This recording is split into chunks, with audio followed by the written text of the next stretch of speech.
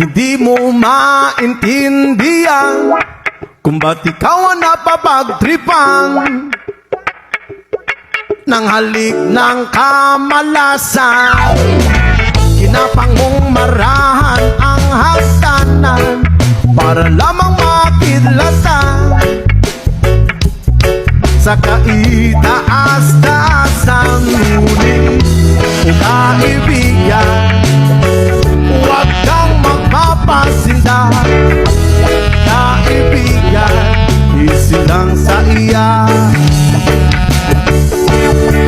Yoma!